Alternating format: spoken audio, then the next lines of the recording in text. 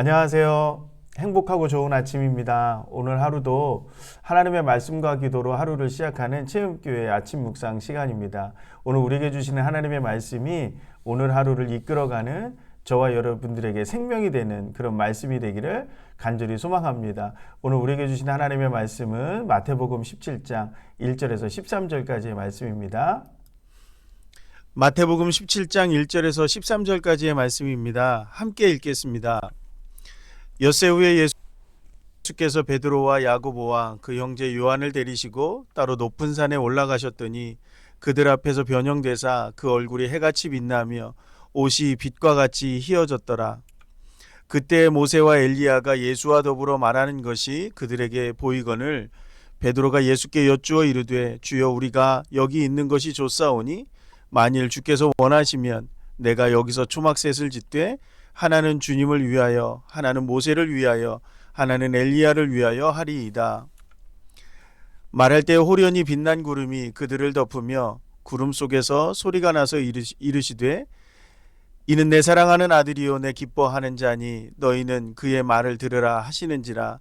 제자들이 듣고 엎드려 심히 두려워하니 예수께서 나와 그들에게 손을 대시며 이르시되 일어나라 두려워하지 말라 하시니 제자들이 눈을 들고 보매 오직 예수 외에는 아무도 보이지 아니하더라.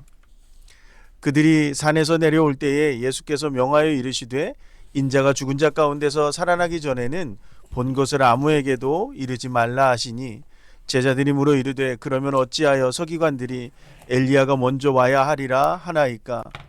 예수께서 대답하여 이르시되 엘리야가 과연 먼저 와서 모든 일을 회복하리라. 내가 너희에게 말하노니 엘리야가 이미 왔으되 사람들이 알지 못하고 임의로 대우하였도다. 인자도 이와 같이 그들에게 고난을 받으리라 하시니 그제서야 제자들이 예수께서 말씀하신 것이 세례 요한인 줄을 깨달으니라. 아멘. 네, 하나님이 오늘 우리에게 주시는 이 귀한 말씀, 특별히 우리가 잘 알고 있는 변화산의 이야기를 오늘 담고 있습니다.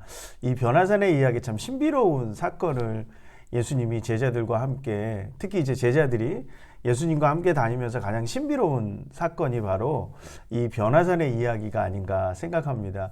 예수님이 기도하러 올라가셨을 때 아마 기도하러 올라가셨던 것 같은데 베드로와 요한, 야고보를 함께 데리고 가죠.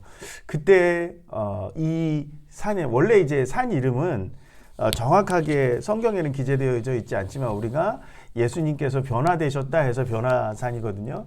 이 산에 올라가셨을 때 제자들이 보았던 광경은 그 말로만 듣던, 구전으로만 듣던, 그리고 회당에서만 들었던 그 엘리야 선지자와 모세가 예수님과 함께 있는 장면을 목격하는 그런 신비로운 사건이 일어나게 된다라는 거죠. 예수님은 왜 제자들에게 이 변화산의 경험을 시켜주셨을까요? 그리고 이 변화산을 통해서 예수님은 무엇을 말하고 싶으셨던 걸까요? 아주 특별하게 변화되는 예수님의 모습, 그것은 아마도 예수님의 존재가 어떤 존재인지를 제자들에게, 가장 예수님을 믿고 따르는 그런 세 명의 제자에게 보여주셨던 것이 아닌가.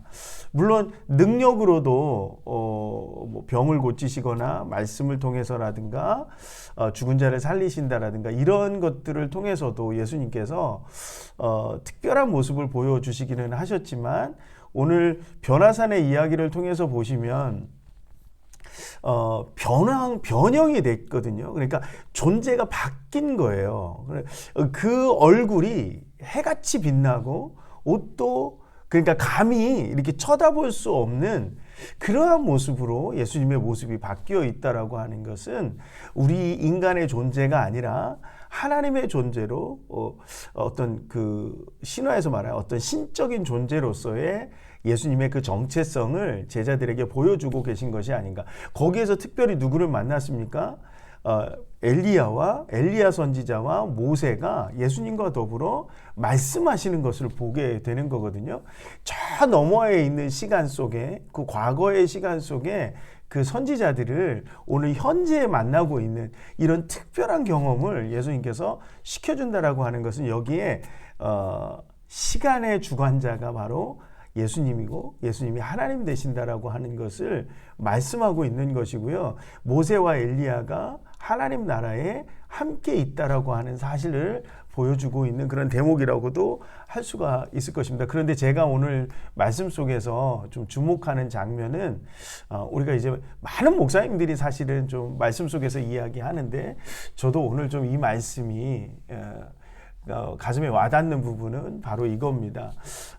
베드로의 이야기거든요. 베드로가 그 황홀경에 빠지다 보니까 감동이 오는 거죠. 감동이 오는데 어떤 감동이냐면 여기가 너무 좋은 거예요. 내려가고 싶지 않은 거죠.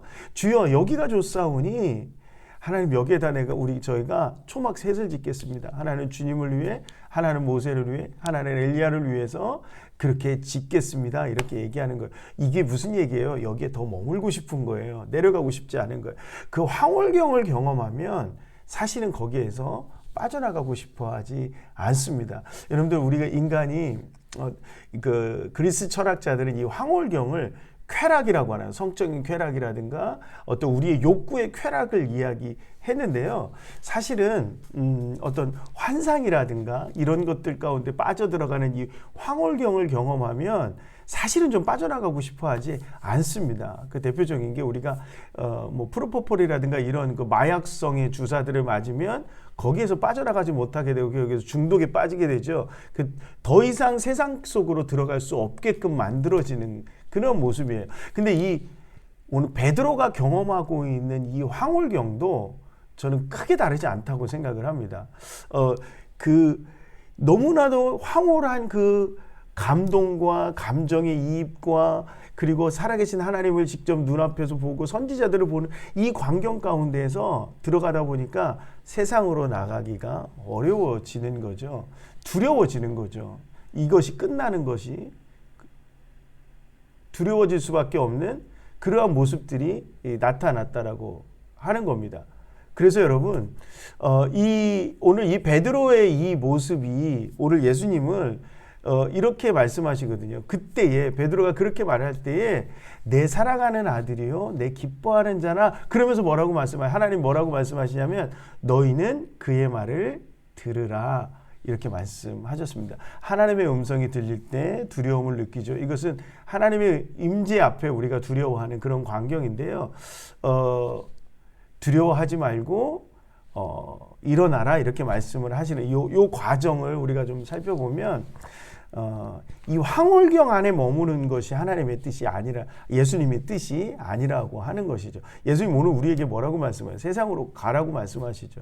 예수님의 존재를 알았다면 우리는 어디로 가야 돼요? 믿음으로 세상으로 나가야 되는 그런 모습이 우리 안에 있다라고 하는 거예요. 많은 성도들이요 한 가지 오해하는 게 있어요. 그게 뭐냐면 교회 안에 있으면 너무 좋잖아요. 그러니까 교회 안에만 머물고자 해요. 근데 하나님이 우리가 가라고 하시는 것은 사실은 교회가 아니라는 거죠. 우리가 가야 하는 것은 저 세상입니다. 복음을 들고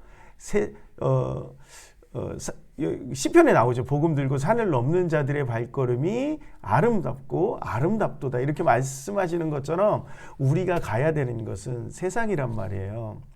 그 세상 속으로 우리가 들어가지 않으면 하나님의 나라와 하나님의 역사는 나타나지 않습니다. 그러니까 특별한 어떤 은혜를 경험하고 특별한 하나님의 어떤 그 환상을 보고 황홀경에 빠질 수 있어요. 그러나 그것은 우리가 예수님이 어떤 존재인지를 깨닫게 하기 위한 하나님의 우리를 인도하시는 방법 정도이지 우리가 그 안에 머물러 있으면 안 된다라는 거예요. 우리는 어디로요?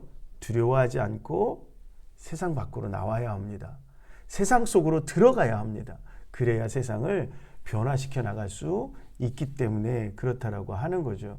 예수님은 이 이야기에 대해서 예수님의 십자가와 부활 사건이 있은 뒤에나 이야기하라고 그렇게 말하고 있습니다. 아마도 제자들이 이 변화산의 이야기를 그때에 했던 것 같습니다. 그때 제자들이 묻죠. 엘리야가 온다. 저 엘리야를 만났잖아요. 그랬더니 그들이 회당에서 들었던 이야기가 있습니다. 그것은 엘리야가 온다고 하는데 먼저 온다고 했는데 그게 어떤 것입니까? 라고 묻죠. 그것은 사실은 엘리야가 오면 고난을 받는다라고 하는 예언의 말씀이 있기 때문에 그것을 묻는 건데요. 사실 세례 요한을 얘기하고 있는 거죠. 마찬가지죠.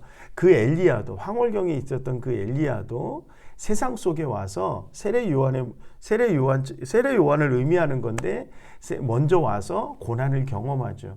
예수님도 고난을 겪는다라고 하는 거예요. 왜? 세상 속에 들어간다라는 것 자체는 고난이 함께 동반되기 때문에 그렇습니다. 그래서 우리로 하여금 믿음을 강하게 붙잡게 하시기 위해서 특별한 은혜를 경험하게 하시고 우리를 인도해 나가는 거예요. 결코 우리를 특별하게 만들기 위해서가 아니라 우리의 믿음을 강하게 만들기 위해서, 그래야 세상 속으로 들어갈 수 있기 때문에 그렇습니다. 여러분, 오늘 우리가요 교회 안에만 머물 수 없습니다. 말씀을 듣고 찬양하는 데에만 머물 수 없습니다. 우리는 깨어서 세상으로 들어가야 돼요. 근데 무엇을 기억하면서? 말씀을 기억하면서 은혜를 간직하면서 가슴의 은혜로 뜨거워지고 머릿속은 하나님의 말씀으로 차가워지고 그리고 용기 내서 세상 속으로 가야 합니다. 우리가 머물러야 할 곳은 세상 속입니다. 그곳에서 복음으로 세상에 복음을 선포하는 자로 복음으로 살아가는 자로 존재해야만 우리로 하여금 하나님께서 이루시고자 하는 뜻을 온전히 이루어갈 수 있습니다. 여러분, 오늘 하루 이 말씀을 좀 붙잡고 베드로와 같이 여기가 좋사오니가 아니라 여기도 좋지만 세상으로 내가 말씀 붙잡고 십자가를 짊어지고 세상으로 가겠다고 결단하는 그런 저와 여러분들이 되기를 소망합니다. 세상 속에서 우리가 실패하고 좌절하더라도 세상 속으로 갈 때에 하나님의 역사가 있습니다. 좌절한 거, 실망하고 우리의 연약함을 주님이 아시겠죠. 주님이 아시기 때문에 우리로 하여금 두려워 말라 이렇게 말씀을 하고 계시는 겁니다. 그러니까 여러분, 오늘 이 주님의 말씀이 저와 여러분들에게 은혜가 되는 그런 말씀이 되기를 간절히 소망합니다. 제자들에게 말씀하시죠. 황홀에 빠졌던 제자들, 두려움에 있는 제자들에게 일어나라, 두려워하지 말라 말씀하시는 그 주님의 음성을 저와 여러분들이 함께 들을 수 있기를 소망합니다. 기도하시겠습니다. 사랑이 많으신 하나님, 때때로 우리는 너무 연약해서 세상이 너무 힘들고 세상이 너무 버겁고 세상이 너무 어려워서 하나님 교회 안에 황홀한 것에 머물려고 할 때가 너무나도 많이 있습니다. 하나님, 그럴 때마다 우리의 모습이 그곳에 머물러 있는 것이 아니라 그곳 가운데서 우리에게 하나님 말씀해 주시는 그 말씀을 붙잡고 믿음으로 더 강해져서 세상 속으로 나아가는 그런 우리의 모습이 되기를 간절히 소망합니다. 여기가 좋사오니보다 더 나아가서 여기가 좋지만 그럼에도 불구하고 주님, 제가 세상으로 복음 들고 나가겠다고 다짐하고 결단하는 그런 하나님의 사람들 되게 하여 주시옵소서. 예수님의 이름으로 기도하옵나이다. 아멘. 네, 이제 각자 기도의 자리로 나가실 텐데요. 기도의 자리로 나가실 때 오늘 특별히 좀 기도를 부탁하는 것은 3월 7일에 있을 우리 체험교회 첫 번째 2026년 체험교회 첫 번째 부흥회를 위해서 기도해 주시기 바랍니다. 이학선 목사님 오셔서 뜨겁게 말씀 전해 주시고 기도 인도해 주실 텐데요. 많은 분들이 함께 할 수 있도록 그렇게 기도해 주시고 체험교회를 위해서 재정 감당할 수 있는 재정 달라고 그렇게 기도해 주시면 감사하겠습니다. 그리고 특별히 하나 더 기도하는 것은요, 2월 26일에 저희 교회를 후원하는 함재봉 박사님의 동생 되시는 연세대학교 함재학 교수님께서 급성 백혈병으로 올해 갑작스럽게 투병생활 하시다가 골수 이식을 받게 됩니다. 하나님 은혜로 골수 이식을 받게 되는데요. 이 수술이 잘 진행이 되어져서 완치되실 수 있도록 여러분 생각나실 때 기도해 주시기 바랍니다. 자, 이제 각자 기도의 자리로 나가시면서 자신의 기도의 제목을 가지고 하나님께 기도하며 나가시겠습니다. 기도의 자리로 나갑니다.